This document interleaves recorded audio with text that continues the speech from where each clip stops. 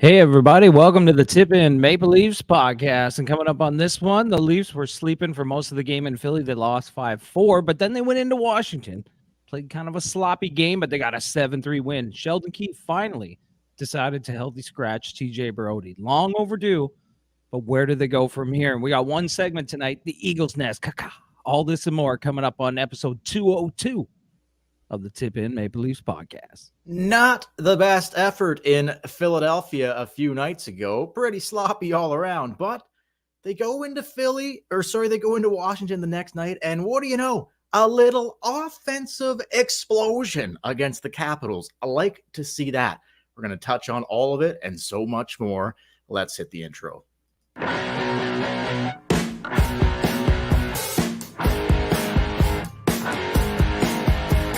Tavares coming out, sends it in a goal. They score! They score!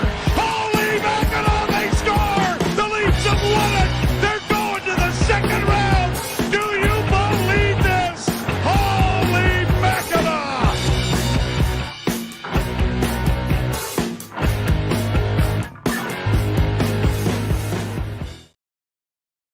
Hey, all. Welcome to the Tip In Maple Leafs podcast. I'm Chad. I'm Dale. Don't forget, follow us on social media at the Tip In Maple Leafs podcast on Facebook, Instagram, and YouTube. Tip In Podcast on TikTok, Tip In Pod on Twitter or X. Email us, tipinpodcast@gmail.com.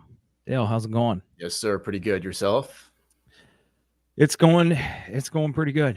Do you know what I watched today? No. A little Emilio Estevez documentary. Oh, no way. Is that something new or something old? No, I was just like in a rabbit hole on YouTube, and I wound up like on this thing. A guy did a 30-minute video just talking about Emilio Estevez. You should send me the link to that. I should send you, but does it include the Mighty Duck stuff? Well, yeah, it talks about like his movies, but it's more about his life and how he didn't take his dad's name, his dad's stage name, and why he went with Estevez. And he said, I like the two E's. It looked pretty. Does it include any talk about the Flying V? That's the most important question, I think. Well, they started to get into the Flying V talk, and he was just like, not here. Okay, not here. Yeah, not appropriate. Not appropriate. No, he didn't want to talk about it. I understand that, man. Okay.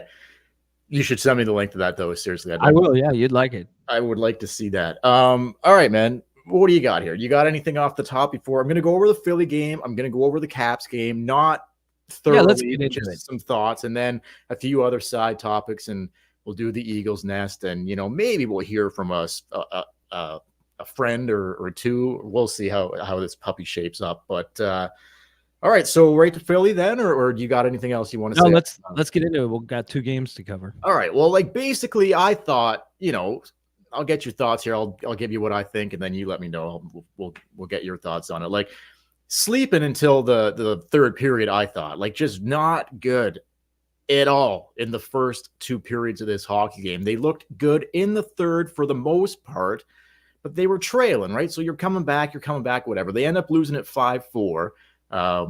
They gave up a goal. They gave up a goal in the first 20 seconds of the game in Philadelphia. They scored a goal in the first 20 seconds of the game against Washington. But anyway, what I really didn't like about the Philly game was no set anything. No deep pairs, no forward lines. I know Marner's out. Okay, more on this later. But come on, man. And after the game, too, I texted you right when this fucker ended because I swear – I just want to stop you right there. They lost 4-3. I thought they lost 5-4 in Philadelphia. 4-3. Okay. So no, are you sure about that? Check again, because I'm pretty sure Samsonov gave up 4 goals. They lost 4-3. Okay. I thought for sure I have the score right in front of me. Okay. I thought for sure it was 5-4. But okay. Anyway. That's that. Yeah, anyway. Well, I had a whole thing about Sammy giving up 4 goals in a row in a couple games, but whatever. 3 goals, okay, that's fine. Whatever. 4-3, fair enough.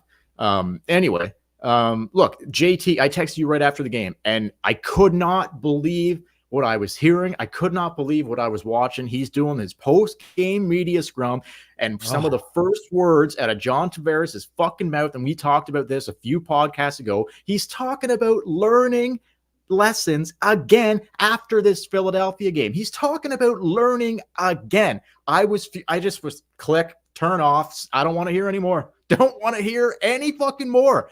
Like, as soon as he starts going there, I am checked out immediately.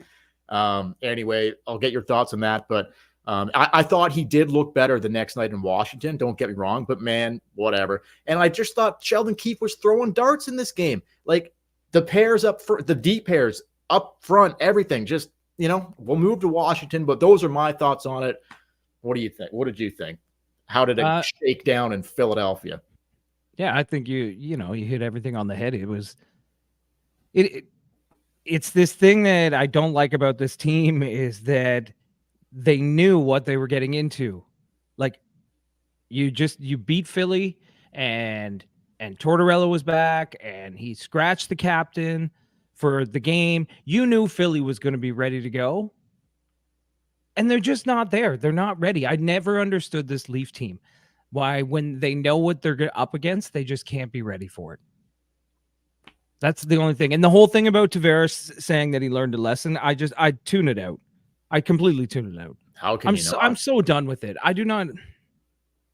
You can't be in your prime. You can't be a Stanley Cup contender and learning lessons from losing to the Flyers.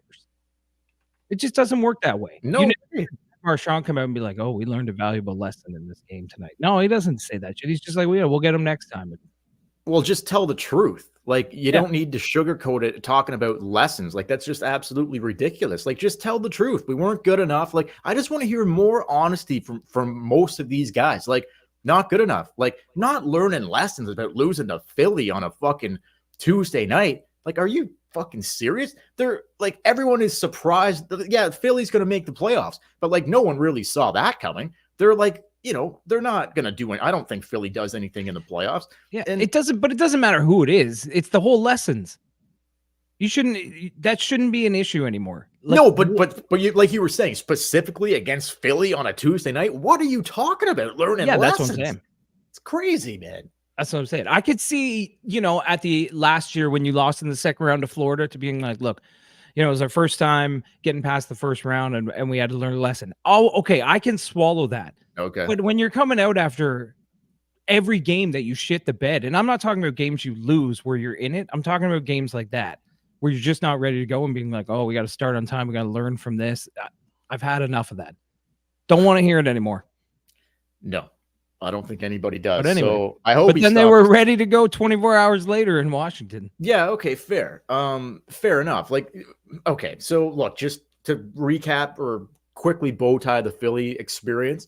I don't know. Like, I just can't believe how bad they looked in portions of that hockey game. Does that have anything to do with Mitch Marner, you think, or it's just whatever? The D pairs are just, it's just so sloppy all around. I thought Benoit was their best defenseman on Tuesday in Philly. I'll get to him later in the Washington game. Okay, I was gonna say not the best, but on Tuesday night he looked really good, and I thought Liljegren looked good as well. Still don't love Liljegren on the power play, but it looks to me like Keith's just like throwing darts, like trying to get something that put something together that works.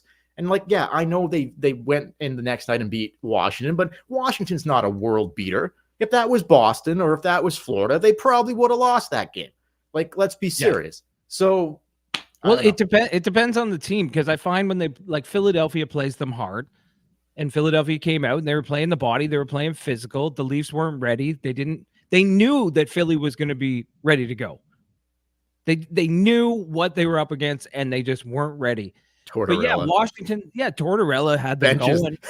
Healthy scratch, says the captain. That's what I'm saying. Like, could you imagine if Keefe did that to JT? Well, it's no, but at times. But I mean, it would put the team on edge, right? Like, the team would be ready to go. It'd be like, I don't know. I knew it would get Philly going. I knew that Philly would come out flying, and the Leafs just weren't ready for it. And yeah, against Washington, okay, Washington, sure, you got to run and gun with Washington. Saturday, they're playing Edmonton. It'll be the same thing. They'll play good because it's run and gun. But when they're up against a tough team, yeah. Which is coming. That's what she said. See. But it is coming right around the corner. It's coming. Whether it's the Panthers or the Bruins, it's not I mean, pick your poison. Pick your poison. It's not going to be easy. No, it's not. And there's no time for lessons. no. You got to go. Like he just needs to take that out of his vocabulary. It's absolutely I can't ridiculous. believe the PR team or somebody doesn't take him to the side and be like, all right, listen, man, stop saying that we're learning lessons. Say something Chad, else. They shouldn't even have to. He's a fucking veteran. He's the captain of the team. He should know that that's not what the fan base wants to hear in your post-game interview. Like, stop talking about it. Like, No. just, crazy. Anyway, whatever. We'll move past that. 4-3 loss. I thought it was 5-4. Anyway, That's okay. Brody. So we go to Washington here the next night, back-to-back, second of the back-to-back. Wall gets the start in net. More on that later. We're going to do a goalie segment. I want to talk about some of that stuff. But Brody, healthy scratch. Surprised by this, that he finally did it. Obviously, It was absolutely necessary. All you got to do is look at proofs in the pudding. Look at his fucking play on the ice. The guy should have been sat down a long time ago. But he finally did it. What are your thoughts on the whole Brody situation? I guess we can touch on it a little bit after too, but he deserved to be a healthy scratch. Like he deserved a rest. He deserved to just sit on the sidelines the way he had been playing. Am I surprised Keefe did it? Absolutely. yeah, He plays Brody in like all situations. Yeah. Like he leans on Brody so hard. That's what she said. So hard during the games. So for him, and you know how Keefe is. Keefe, he likes to have his tools that he uses all the time. He doesn't like to do this. So the fact that he healthy scratched Brody was huge. Crazy, but I think really. it was much needed. 100%. I think if anything else, like I didn't know this till after he got healthy scratched and they were talking about it, but they were breaking down like how he plays so many minutes and so many like hard minutes against top players and stuff. I didn't realize, like I knew that Keefe relied on him a lot. I didn't realize how much Keefe played him. Maybe he just needs this. And he can't do it. He can't play those hard minutes anymore. No, he's not the same player he was 4 years ago. Okay, more on Brody after. Like I want to get into Brody after the game. I was shocked that Keefe actually did it. So was I. Long overdue though, and I support it 100%. Timmins drew in, whatever. He was okay, whatever. All around better effort. More on Brody. Just stay tuned. We'll get a little bit more on Brody. All around better effort here. Obviously, like again, the Caps aren't world beaters. Like they might get a wild card spot. They might miss the playoffs. Whatever. But you beat them 7-3. Yeah, for sure. You go in there like Wall. That's what you should do. Of course, that's what you should do. Exactly. Like a bubble team. Like, yeah, the Leafs should go in there and take it to them. So I didn't love the overall. Like I thought the defensive play was sloppy again, but there was a lot of good things offensively. Obviously, they put up 7 goals. Offensive explosion. Love to see that. Yeah. Wall finally gets back in. More on that in the goalie segment. But Matthews should have had another Hattie. Gets called back because Bertuzzi was offside. Leafs win at 7-3, whatever. Nothing really to, Have you ever seen a play where they do a coach's challenge for an offside and it's not called back? Usually not, but like, for me, it's like, I hate this kind of stuff. I fucking hate it. I know they talk about this on Overdrive a lot and Hayes is in the ballpark of like, just get rid of it. I feel the same way, man. Like I would go back to, look, if the ref on the ice can't make the call, or if it's literally like within inches, and it had nothing to do where Bertuzzi was, had nothing to do with the play. Just no one was on him. He didn't have the puck. He was way on the other side of the ice, and he just happened to be an inch over the blue line. Why do you even employ linesmen? What's the point? Yeah, like was he offside? Absolutely, he was offside. And if you go by the book, then yeah, that's not a goal. But at the same time, if the ref didn't see it in real time and it didn't really affect anything, that happens all the time throughout the game. Oh my god. In 100 plays. Chad, how many games in the set, like the Gretzky era, whatever, the 80s, the 90s, how many plays were offside yet those goal totals my god. You know what I mean? Like go watch some highlights of those Gretzky things. Those guys will be 5 feet offside and the linesman will miss it and the goal will count. Ovechkin would already have the all-time goal record. Yeah, if they had that era replay in the 80s and 90s, without a fucking doubt. Like there's just no doubt. Yeah. So anyway, whatever. Like it gets called back. That's okay, whatever. But just the rule. But anyway, general, I hate the rule. Do away with the offside rule. I hate it. Like should some instant replay be Yeah, you you know, you can use coaches' challenges for goaltender interference and okay. different things like that. Did Things the that puck, might have did the puck actually go in? Did the puck cross the line? Yeah, I want to yeah, know that for sure or not. or use a coach's challenge if the guy carrying the puck does something to go offside or someone in the play. But when it's a guy on the other side of the ice that the linesman's not even really looking at and it's a fraction over the blue line, it's crazy. But This is what. we won't dwell on it. The No, guy but who had the goal call back had a hell of a night. He had a good night, but here's what I'll say. Like, just last thing on this is like, if you're gonna video replay, offsides and just basically everything, why not? Okay, the ref missed a call. Why can't you coach challenge that shit too? The guy from the booth is like, yeah, that was a high I know what stick, you're saying. like, if you're gonna do this and this, but not this, just either do everything, review everything. The guy gets his teeth knocked out from a high stick and the ref misses it. You should be able to be like, coach's challenge, go back and look at that. It just doesn't make fucking sense, right? No, like, it's only the linesmen that get the shit. I don't like the cherry picking of like, yeah, you can review this, you can coaches challenge this, but this you can't.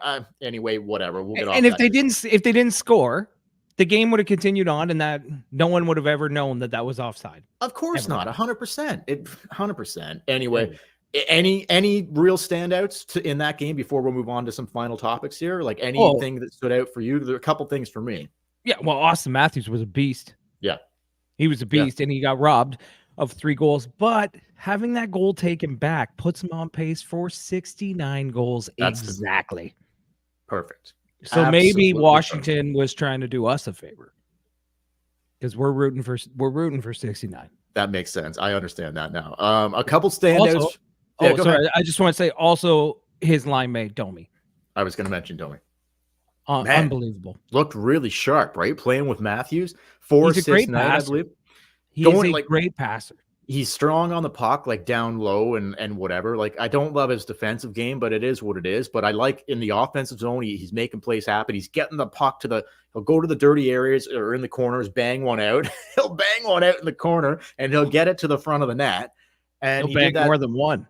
Yeah, well, exactly. And so we saw that several times last night against Washington. So I don't know. I guess I would say to you, like, what do you think when Mitch returns? Oh, Mitch is going back up there. Well, I know, but I'm talking about on the left side. Does Domi play? Does Domi when Mitch returns, does Domi get a look with Matthews and Marner here? And then that leaves the center ice position open. What are your thoughts on that whole situation? Yeah, maybe. I don't think he kind of deserves it. Do you not think? Maybe he deserves a shot at it, but if he's going to be playing like that, I think you should spread the wealth and have him play on the second line with Willie, maybe. But he doesn't seem to do this. I know Austin's such an elite talent that if you have anyone who's a decent passer, it's just, and that's what Max is. Max is an incredible, like, he passes the puck incredibly. He's kind of like the Zach Hyman was on that line. Do you not think?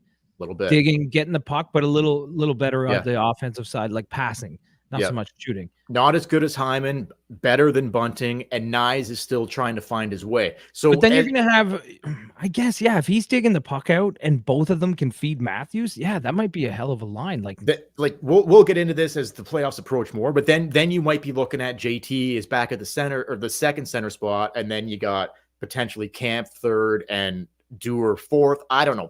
There's a way to make it work better. He has, but he's also playing third line minutes. So I understand it. But I think Domi deserves a look when Marner returns. Let's see how those three look together. That's one thing Keith has been reluctant to do all season. He has not put that line together. He has not. So I would just like to see Domi with Matthews and Mitch when Mitch returns. Give it a look. You got 14 games left. Let's give it a look and see how it looks. Anyway. Yeah, why not? I thought Benoit was brutal in the Washington game. He was good in the Philly game. Really good. Like my favorite defenseman on the ice. But then in Philly, he couldn't do in Washington, he couldn't do anything.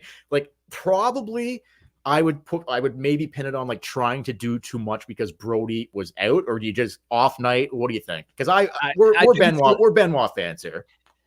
Yeah, I think it's you're a big Benoit fan. You don't like the way he's played this season? Come Oh, on. I really like the way he's played this season, but I'm not going to put him on a pedestal as like the No, greatest no. defenseman ever. But if you count Brody's bad nights compared to Benoit's bad nights, I mean, okay, but play Benoit in Brody's position and see how Benoit does. Yeah. See how Benoit does facing top tier talent for Yep. 20 plus minutes a night Yep. and see how Yeah. he does. Because last night he looked like he was going to shit his pants every time Ovechkin was near him. Not the best. Not the So best. yeah, in sheltered minutes, Benoit's great. But I think last night he was a little out of his league. Okay. Being on the ice with Ovi. Any other standouts or anything else on the Washington game, or we'll go to the Saggy? Let's go to the segment. All right, man. Ladies and gentlemen, it's time for the Eagle's Nest. Eddie the Eagle, great name. And watch Belfour stick. Wow. All right, Piggy. Come on out, Piggy. And put it right up into his face there, and Belfour's not going to take that. Wham! Right there. He came up high. And here it comes. And the Eagles all over him. I bet you if you pop those jeans off, you're going to find a sweaty hog. How in the world did he make that save? He's pulling stuff now. Wow. All right, Piggy. Come on out, Piggy. What better name than Eddie the Eagle? All right, for those of you who don't know, most of you probably do, but I will explain it anyway. How the Eagles Nest works is we're going to look at the goaltending on the Toronto Maple Leafs and we're going to rate them. All right? There's 3-tier ratings. There's Sweaty Hog, which means you've just been brutal. Probably should hit the bus, hit the showers, hit the AHL. Then there's still Jerry Sparks. Jerry Sparks. I don't even know where Jerry Sparks is anymore. I think No he's idea. in Orlando. No, I don't think he's in Orlando I anymore. have no Anyway, idea. if anyone knows, leave a comment below. Then there's Stiff Hawk, which is like you're giving solid goaltending, Yeah, You're- Balfour when he used to play for the Hawks, man. Yeah, that's a Stiff This Hawk. segment is named after our favorite Leafs goaltender, Eddie Balfour, in case anybody didn't know that. The Eagle, And then Eddie the Eagle. If you're playing out of your mind, it's Spread Eagle. Spread Eagle. But I mean, that's rare. We don't pick too many Spread No, Eagles. on there will this. be no spread Eagles this evening. I will tell you that much. But here's what I will say, Chad, quickly. I think Joseph Wall has been getting the shit end of the stick since he returned from injury. There's absolutely no doubt about it. He comes back from the high ankle sprain. What does keeper do? Oh, yeah, we got 2 games this week against Boston. Yeah, let's give Wall both the games against the Bruins. Like, not even split them up again with 1 and 1. Like, and then he hasn't played since then. So Wall let in 8 goals. He let in 4 goals each game when they played the Bruins. And then he hasn't played again in 2 weeks until last night when they played Washington. Like, was he, did he stand on his head last night? Absolutely not. But did it look like there's something to build off of there in position? Like, I think yes. Like, it looks like if you give this kid some more time in net down the stretch here, I think he'll find it again. Talking about Samsonov, he has given up 7 goals in his last 2 starts. And like the St. Patty's Day start, and then in Philly, he gave up 4 in the St. Patty's game, and he gave up 3 in Philadelphia.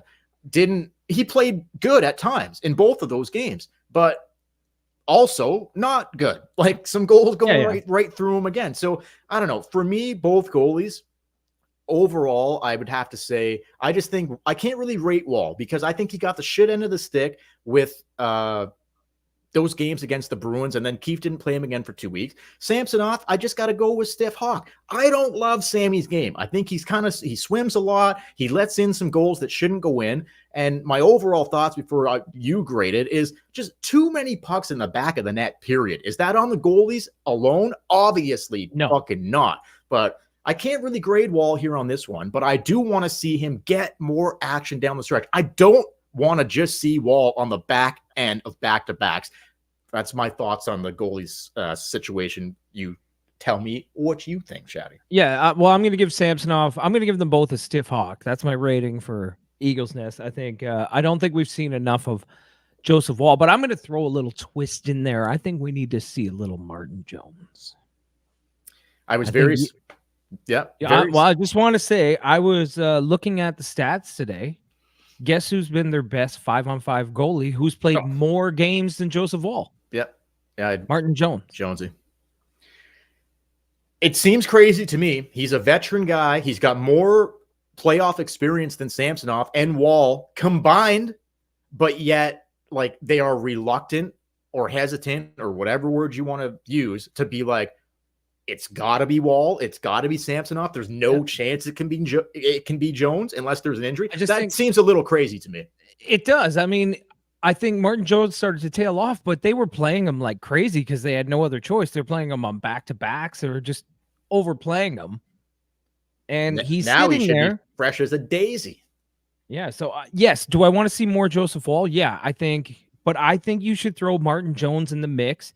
I wasn't for this, but after looking at it and being like, Jesus, this guy has the best goaltending stats on the team, and he's played more games than Joseph Wall this season. Throw him in the mix. Whoever is the hot hand, that's your guy for the playoffs. I like that, Chad. One of those guys run with it. I agree with everything you said there. I'd call that a little bit of analytics, A threesome analytic. Hey man, you're getting into some everything is stuffed when Come you and got knock on our door. threesome of analytics. I like that. No holes left unfilled when you've got a threesome of analytics. I really like to see that. All right. Okay, so we'll move on. We'll see. So who gets the start, do you think, on it's a back-to-back, so they're both going to play. But where would you go Saturday against Edmonton? Where would you go Sunday against Carolina? I'd probably go Wall against Edmonton, Samsonov against Carolina.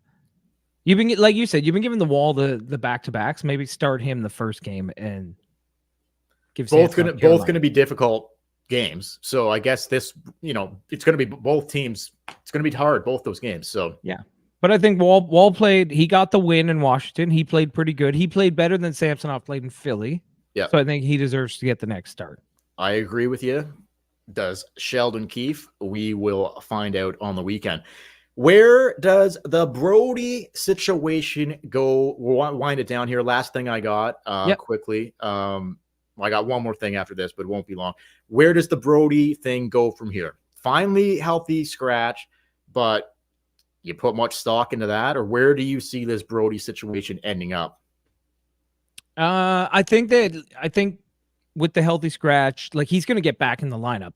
This isn't doing whatever. How would you play it? How would you play this situation? Well, I think that's what they're doing now. I think finally Keefe stepped back and said, okay, like I've got to do something here. He hasn't looked good all season. He said that in his post-game press conference about scratching TJ Brody. Like he admitted all season he's struggled. I think he's going to give him a little rest, a little break, watch from the press box. And now I think he's going to dial back his minutes and dial back where he plays in the lineup. Like maybe he'll do less PK, less against top lines, things like that. That's what I think is going to happen. Don't you? But it is Sheldon Keefe, and he does love to play the shit out of the people that he likes. So we'll see. Don't you think a nice follow-up question when Keefe was answering, he admitted that he has struggled this season and blah, blah, blah. Don't you think a nice follow-up question to that would have been like, well, why did it take so long? Like, why did you wait until now to take him out? Like, because nobody asked it. Everybody said that. Like afterwards, all the people who, talk about the Leafs are like, all right, so you waited 70 games. Like you knew all season he wasn't playing well and you didn't dial back his minutes or give him a break in 70 games, but nobody asked at the press conference. I have a feeling, I'll tell you what I think is going to happen, and I'll tell you what I would do. I think he gets back in as early as this weekend. Oh yeah, he's going to play the next game. Now I wouldn't do that personally. What's the rush? I don't see. It's one game for 70 game sample size. Because it's Keefe. You could count on one hand how many good games Brody's had this year. I know that.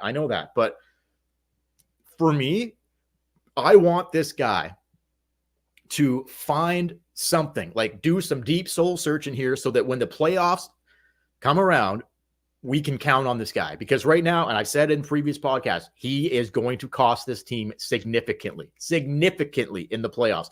What is the fucking rush? There's 14 games left. Do you not maybe do a little Samsonov treatment where like you don't have to send him to the Marlies, but take a fucking week off, figure some shit out mentally, try to find the guy that you used to be. That's what I would do. That's what I Yeah. would do. But will he probably be in the lineup on Saturday? Probably. Yeah, So, he will. But do you agree with that? Like, do you know, like, what is the rush here? Yeah, no, I totally agree. I totally agree that he needs to step back and work on some things. But I know Sheldon Keefe, and I know coaches and how they treat veteran players.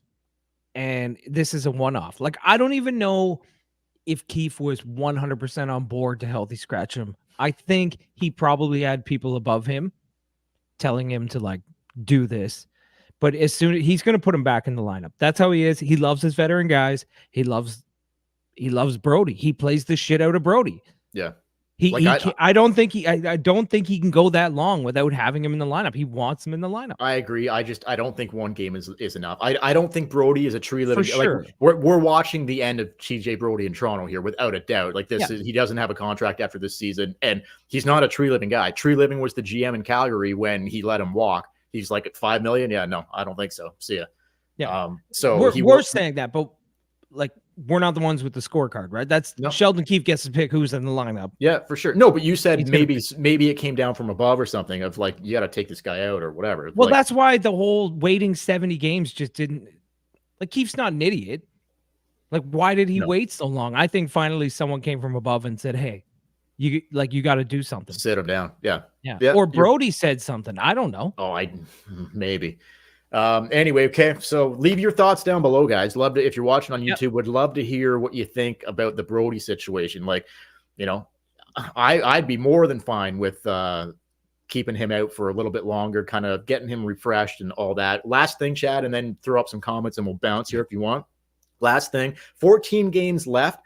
Looks like their position in the standings is all but fucking said and done. Third spot in the Atlantic, it'll be the Panthers or the Bruins, and barring something crazy happening here.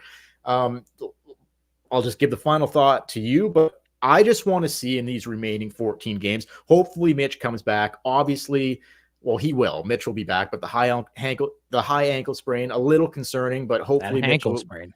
I know I can't speak tonight, but anyway, it's all right. But I just want to see them like down the stretch here, the remaining 14 games. After Saturday against Edmonton, every single game is against an Eastern Conference opponent. A couple against the Lightning, a couple against Florida. Should be very interesting. But all I really want to see here is for them to get things figured out.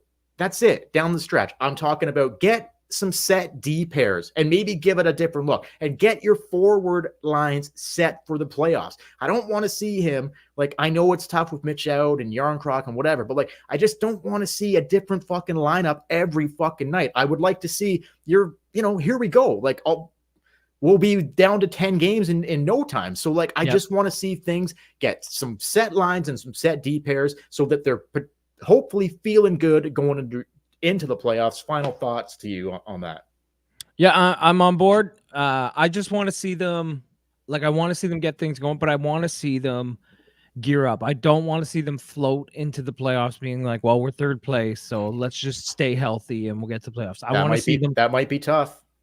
They do that every year. I want to see this team like flying. I want to see the power play going. I want to see the penalty kill going. I want to see four lines that Keefe trusts. I want to see D pairs that he knows, and I want to see a goalie ready to go. And we got 14 games to see it. Now let's get to some and just last thing, and none of those things. So with 14 games to go, none of those things are set in motion. Not one. We got 14 games. We got a few weeks to get her. Man. So let's see. Let's throw up some comments here. All right. Spike says, lessons again. That's why I don't listen to post-game press conferences. Absolutely. It's frustrating. Absolutely. If they just came out and told the truth, though, like, I would appreciate that for once. Oh, for sure. Look at this name. Paul Maramutu. Love it. Love it. Name if I've ever heard one, that's for sure. He said, now you two lost me with the playing Jones nonsense. Come on. Maybe you're thinking too much about 69. No, I think, Chad, you were bang. I like the Jones thing. Like, I'm not against it. I'm not against it. Jones has played really well this year. Sure. I'm not against it. Yeah. And like this guy says, Denny Rodriguez, another porn star name. That's amazing. He said, no number one goalie, 2 number 2s. It's kind of true. Like, there's no legit, I wouldn't say 2 number 2s. I would say, you got 1A, 1B kind of thing. I want either to, one could be the starter. I want to see Wall be the guy because I think he's the future here, not Samsonov. They're not re-signing Samsonov, so it doesn't make any sense for me. Like, it's got to be Wall in the playoffs. I don't know. We'll see. Those are my thoughts. Wall's the future here, not Samsonov. So we'll see. Yep, that's all the comments I got. Just shout out to our buddy Brian. He says, "Hey boys." Hey Brian. Anyway, for the Tip In Maple Leafs podcast, for the Tip In Maple Leafs podcast, don't forget to follow us on Facebook, Instagram, and YouTube at Tip In Maple Leafs podcast. Tip In Podcast on TikTok. Tip In Pod on Twitter. Email us tipinpodcast@gmail.com. And until next time, I'm Chad. I'm Dale. We will. Back-to-back this weekend. Another back-to-back against the Edmonton Oilers on Saturday. The Carolina Hurricanes, Rod the Bod Brindamore, and the Carolina Hurricanes on Sunday. Chad and I will be back after the Hurricanes game Sunday night, 6 p.m. start. Why don't you come and join us then? Thanks for watching, guys. Thanks for listening. Please like this video on YouTube. Subscribe to the YouTube channel. Go Leafs, go. Catch you later. Catch you later.